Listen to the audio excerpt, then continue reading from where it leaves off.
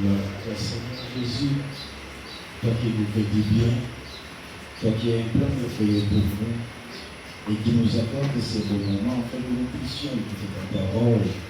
Nous nous remettons entre tes saintes mains, nous savons combien tu es présent dans ce culte et nous croyons. Seigneur, que nous allons être édifiés. Toi seul qui veux nous montrer les chemins, règne au milieu de nous dans le nom de Jésus. Nous allons ainsi prier. Amen. Amen. Nous prenons nos Bibles, nous sommes dans 1 Thessaloniciens chapitre 4, le verset 4. 1 Thessaloniciens chapitre 4, le verset 4. 1 Thessaloniciens chapitre 4, le verset 4, je lis au nom de Jésus. C'est que chacun de vous sache posséder son corps dans la sainteté et l'honnêteté. Nous allons ensemble, tu peux te dire un moment beaucoup moins. Acclamons très fort pour la lecture de la parole. Amen. Merci, nous pouvons prendre des places. Nous allons respecter notre timing. Nous allons courir derrière la montre. J'ai la voix cassée parce que j'ai la toux. Donc je suis en train de tousser. C'est comme ça que je ne sais pas parler très fort. Au risque de ne pas terminer mon message. Amen. Alléluia. Et je ne parlerai pas non plus beaucoup. Que mon Dieu vous bénisse. Que la grâce de Dieu soit avec vous. Et que la paix du Seigneur vous comble davantage. Que ce dimanche soit un dimanche particulier pour toi qui est venu dans la présence de notre Seigneur. Je crois que le plan de Dieu est en train de se concrétiser petit à petit dans votre vie. Si vous le croyez, vous verrez que ce que je vous dis va se concrétiser à la lettre. Alléluia. Car notre Dieu n'est pas un homme pour mentir, ni un fils de l'homme pour se repentir. Ce qu'il dit, il accomplit toujours. Nous avons cette responsabilité de croire à ce que Dieu nous dit et de protéger ce que Dieu nous promet afin que les diables ne puissent en aucun cas en profiter. Nous sommes toujours dans cet épisode de la vraie conversion. La vraie conversion. Et bien aimé, c'est un épisode très capital dans la vie d'un chrétien. J'avais dit la fois passée que nous venons à l'église tous, les bancs sont remplis, les chaises sont remplies. Il y a des mondes, il y a des églises, il y a des assemblées qui ont plus de 2000, 5000 membres. Alléluia. Mais cela ne veut pas dire que tous ces nombres-là sont convertis. J'avais dit la fois passée que l'église est composée de plusieurs catégories de membres. Il y a des jaloux, il y a des escrocs, il y a des médisants, il y a des impudiques, il y a des aventuriers, des moins sérieux, il y a des adulteurs, il y a toutes les catégories de voleurs, mais il y a aussi des enfants de Dieu. Alléluia. La Bible dit un jour, un homme dormait et il a vu dans les songes. Pendant la journée, il semait des blés, mais la nuit, un autre homme est venu semer des livres. Et finalement, il pose la question, mais comment est-ce que la nuit, pendant que toi tu as fini de semer les blés, mais pendant la nuit, une autre personne, un autre homme est venu semer des livrets. Que devons-nous faire? Nous devons enlever. Lui, il a dit, le Seigneur a dit non. Laissez le maître du champ. Le jour où il reviendra, lui-même viendra et séparera livrets du blé. Alléluia. Donc nous sommes confondus. Tel que nous sommes là, nous sommes tous confondus. J'avais dit à l'église, tout le monde est enfant de Dieu. Parce qu'il y a l'hypocrisie. On ne sait pas définir ce qui se cache dans les cœurs d'une personne. Parce qu'on ne voit pas les cœurs. Celui qui sonde les cœurs, ce n'est que Dieu. Celui qui connaît ce qui se cache, ce n'est que Dieu. Tout à l'heure, pendant que nous étions dans l'invocation, le Seigneur m'a révélé qu'il y a un membre de l'église en venant, il y a un esprit démoniaque qui l'a suivi de lui. Alléluia. Et finalement, cet esprit-là a cherché à pénétrer. Finalement, il a essayé de distraire les protocoles. Et quand je me suis levé pour lire le psaume, c'est comme ça que j'ai pu constater ce qui vient de se passer. Et quand on a fait la prière d'autorité, l'Esprit est parti. C'est ça la réalité de la vie chrétienne. Nous sommes entourés par des loups, nous sommes entourés par des démons, par des esprits mauvais, des esprits méchants qui nous suivent partout. Et lorsqu'on n'est pas prudent, parfois on tombe dans les pièges du diable. Et facilement, lorsqu'on tombe dans les pièges du diable, on pratique ce qu'on appelle le péché. Or, la conversion, la vraie conversion est l'ennemi du péché. On ne sait pas parler de la vraie conversion si on ne maîtrise pas les domaines du péché. Un vrai converti ne sait pas connaître la vraie conversion s'il ne connaît pas distinguer la vie du péché. Raison pour laquelle moi je traîne là-dessus. Depuis le dimanche passé, je parle beaucoup plus du péché. C'est très capital. Le péché est l'ennemi numéro 1 de la vie chrétienne. Un chrétien qui vit dans le péché ne connaîtra jamais la sanctification. Alléluia. La vraie conversion, on avait dit, c'est un changement d'une conduite à l'autre. Pour abandonner une conduite désagréable, il faut connaître ses méfaits. Pour abandonner une conduite qu'on n'accepte plus, il faut d'abord commencer à chercher à connaître ses méfaits. Ce qui n'est pas agréable dans cette conduite, c'est alors qu'on pourra l'abandonner pour adopter une autre conduite. J'avais dit la vraie conversion, c'est-à-dire quoi? On marchait dans cette direction, finalement on dit, bon, ça ne va plus, je tourne le dos pour changer une autre direction. La vraie conversion, ce n'est pas marcher dans cette direction et quand on voit un trou, on essaye un peu de s'écarter pour continuer dans la même direction. Non. La vraie conversion, c'est tourner le dos. Pesa mon Congo dans la direction pour la direction du sous. C'est-à-dire abandonner ce que vous voyez avant comme étant agréable pour suivre une autre direction. C'est ça qu'on appelle la vraie conversion. Alléluia. Et la vraie conversion, comme je viens de vous le dire, ne sait pas se connaître dans la vie d'une personne, dans la vie d'un chrétien, si le chrétien ne sait pas distinguer la vie du péché. Nakoki kolobate ke na pokwani ya solo, soki na yebi kokabola te lisumu ezali.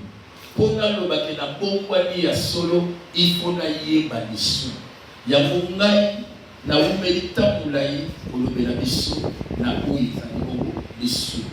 Le dimanche passé, tout le monde a été un facteur où ils ont favorisé notre accueil à la Katina. Donc, il y a beaucoup plus dans les membres de la Katina. Alléluia. Parce que dans les péchés se couchent devant ta porte. C'est-à-dire que nous sommes les sous de ta porte. À ce occasion favorable. L'occasion de fumula la porte nango soki mutu akoki ko contrôler ma membre ya nzoto na yete. Alléluia. Aussi longtemps que vous avez un nzoto oyo que vous avez misuni oyo to mi ba pour ça mais bien aimé les soumwe ba doka toujours occasion akoya sa biso. Mais soki mutu ayebi ko discipliner ba membre ya nzoto na ye et que vous avez passe pour akoya na kati na biso.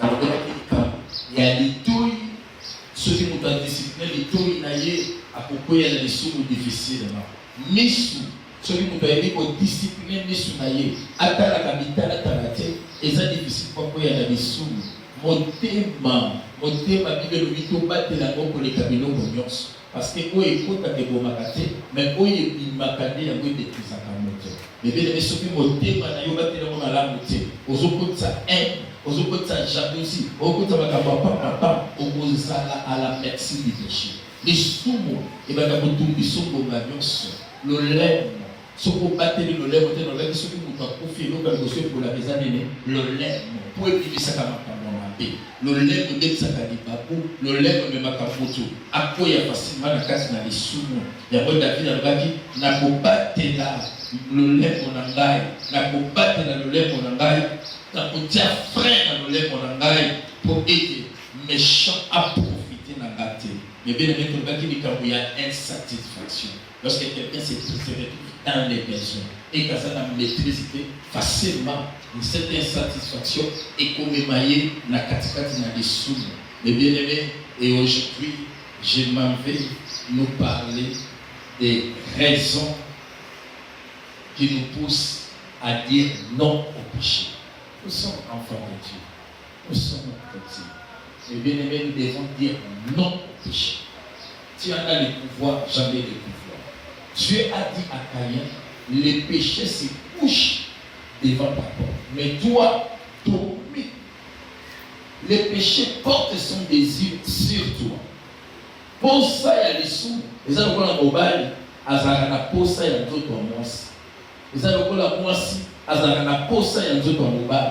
Les gens qui ont les sous, ils ont pour ça, il y a d'autres. Pour vivre bien, il faut accorder d'autres mots. Et Dieu a rappelé cette réalité par la Caïn. Alors, les péchés se couchent. C'est-à-dire, les sous, ils ont là la pongi pour la posa et les autres mots.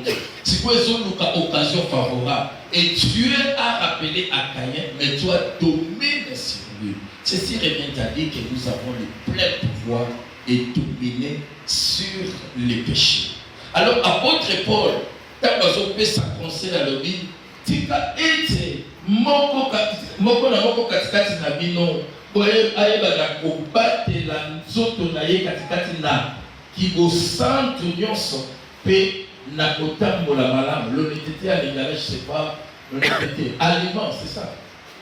L'honnêteté, aliment, symbole, je peux parler de la sainteté, symbole. Mais aliment, dans la droiture, c'est ça. Marcher dans la droiture, être saint, marcher dans la sainteté. C'est ça les conseils dont l'apôtre Paul nous donne. Il dit que chacun de vous sache. Nous devons aïe kola, kobomba, kobatela nzoto na ye, na lolenge ya kibosantu, pe na lolenge ya aliment. Des amis, on va tambola na biso pour lutter contre les péchés. C'est l'honnêteté et la sainteté. Un chrétien qui adopte une vie de sainteté et une vie d'honnêteté, c'est un chrétien béni. Pourquoi? Parce que le péché n'aura aucun pouvoir sur lui. Alléluia. Ce qui n'a pas de on dit qu'il y a une décision il y a un aliment, c'est-à-dire il y a il y a commis batela zotowana na kati na sainteté, mais bien aimé vous n'avez pas les sous non les sous kokima ou bien yomoko okozana na bakoki ya koloba non. Mais pourquoi nous inciter biso toloba non na les sous? Pourquoi nécessairement nous devons dire non au péché? D'ailleurs, par définition, le péché c'est quoi? Je donne une définition simple. Le péché c'est la transgression de la loi. C'est la transgression de la loi. Mais bien aimé, lorsque nous péchons, vous voyez l'enfant perdu, donc pendant sa confession devant son papa, il a confessé devant le monde et aussi devant Dieu. Il a dit, j'ai péché contre toi et contre le ciel. C'est-à-dire quoi? Il y avait une loi établie dans la maison. Où le papa le dit que comme on doit soit éteint, il y a besoin, il faut se faire un âge équilibré. Et c'est moi le papa qui va décider quand est-ce que je dois léguer mon héritage et pas là-bas, mes biens et pas là-bas. Mais l'enfant était tellement pressé, il a importuné son papa pour dire que papa donne-moi la part qui me revient. C'était son droit. Mais le moment n'était pas encore venu.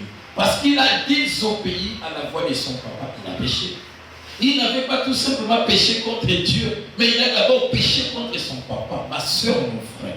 À chaque fois que tu désobéis à une loi établie dans votre maison, et que votre papa vous a interdit de sortir après 20 heures, vous débrouillez pour quitter la maison à 20 heures, et vous attendez avec vos petits frères pour dire non, son papa il va se faire là. On peut dire après 21 heures, vous désobéissez. C'est un péché. Parce que le péché, c'est la transgression de la loi. N'importe quelle loi qu'on a adoptée comme une loi dans une famille, dans un clan, dans une tribu, dans une société, dans l'armée, dans l'église. Si cette loi-là n'est pas respectée par une personne, alors cette personne la pêche. C'est ça la définition simple. La Bible te recommande la soumission. Toi, tu ne veux pas te soumettre à ton mari. Tu es impoli, tu as péché contre ton Dieu. Les péchés, c'est vaste. Na vie quotidienne,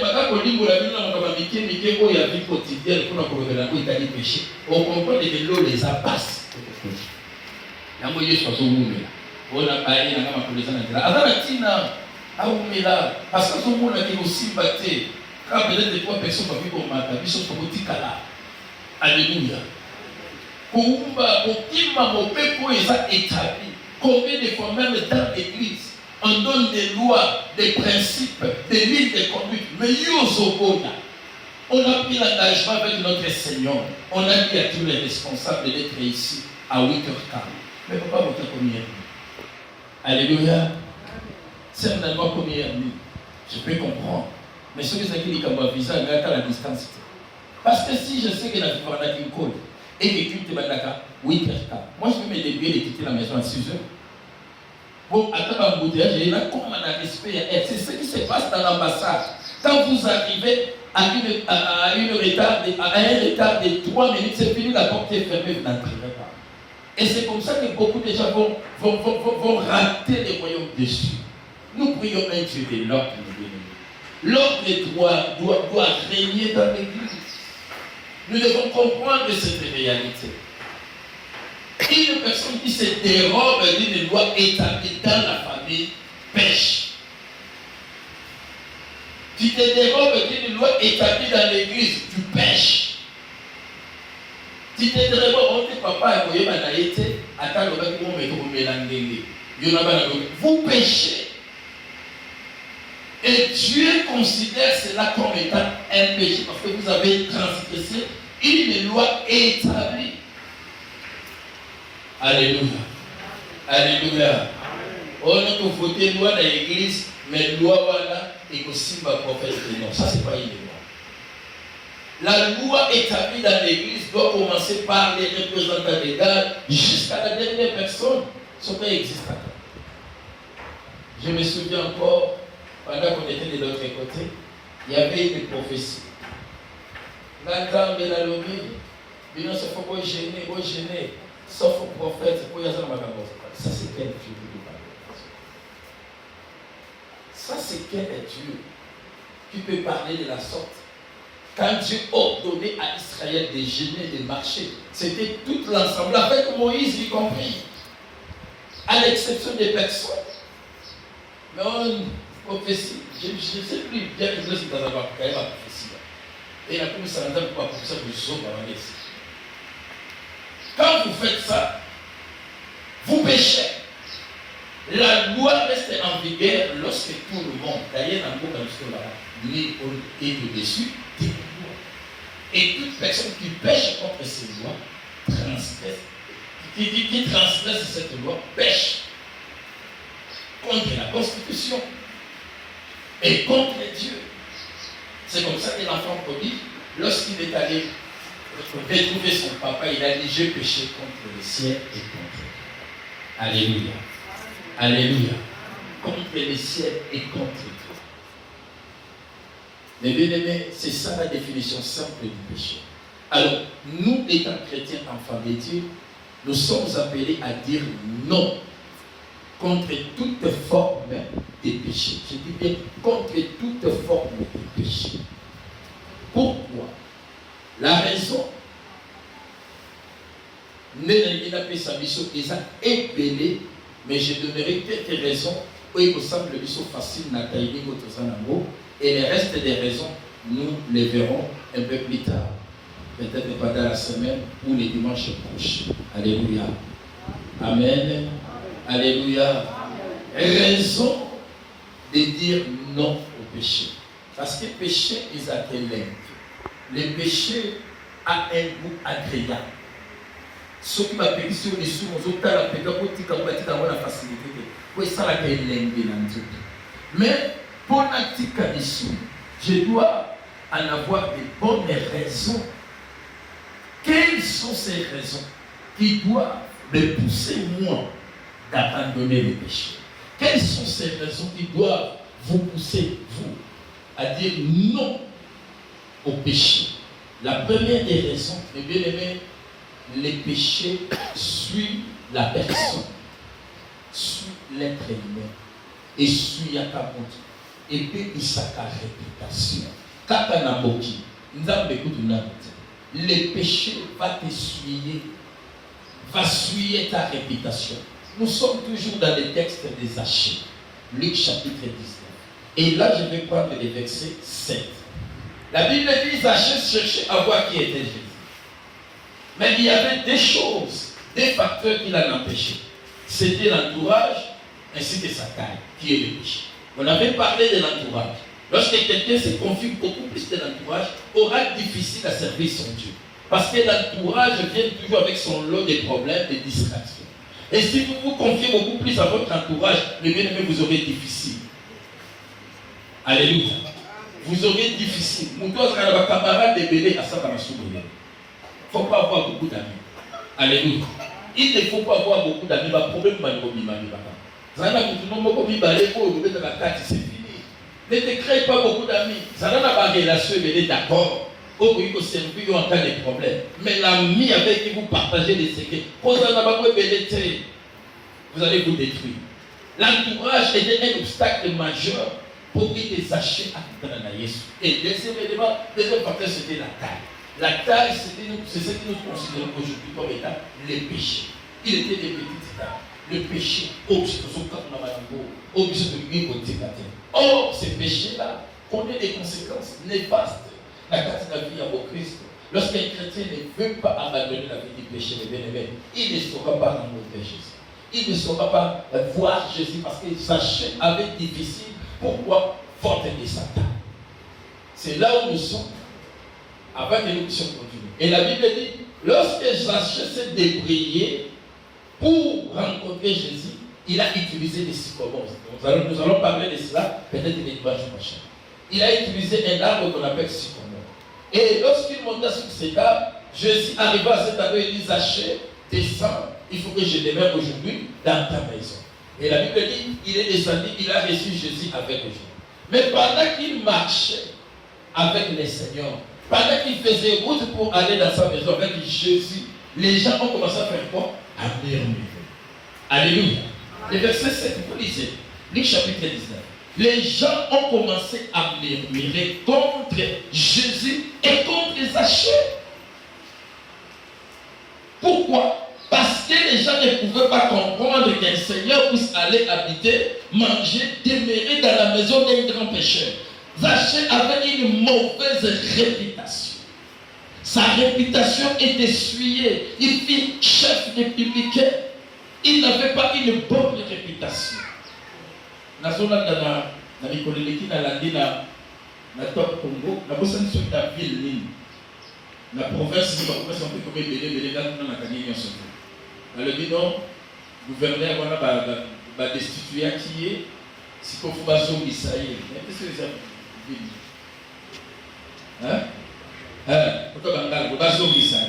Population est ennemie. Société civile était parmi ceux qui ont zongissié, président de la République, ceux qui ont zongissié, c'est qu'il y a eu une réputation. Pourquoi? Parce que les gouverneurs n'avaient pas une bonne réputation. Tant qu'on dit qu'il y a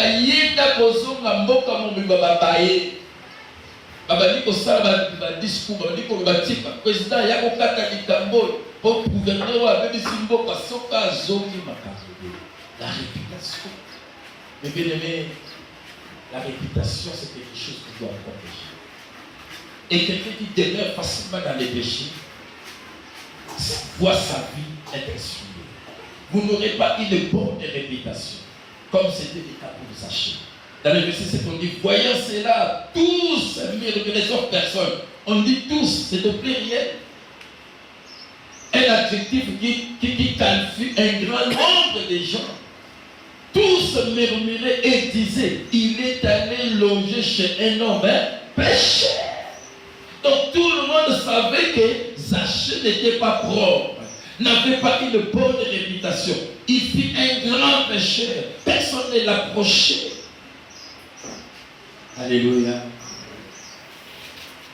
Pendant qu'on était de l'autre côté, il y avait des jeunes, des jeunes amants, des jeunes filles, je ne sais pas comment les appeler, parce qu'il y a des relations dans nous. Et ils venaient aussi à l'église. Parce qu'il y a peu. Il va venir une ça. Alors que ces jeunes mamans, jeunes filles, je ne sais pas comment les appeler,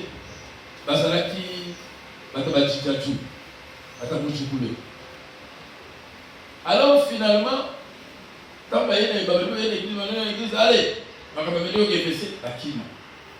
un jour, moi, je sortais des Jules pour la Kende.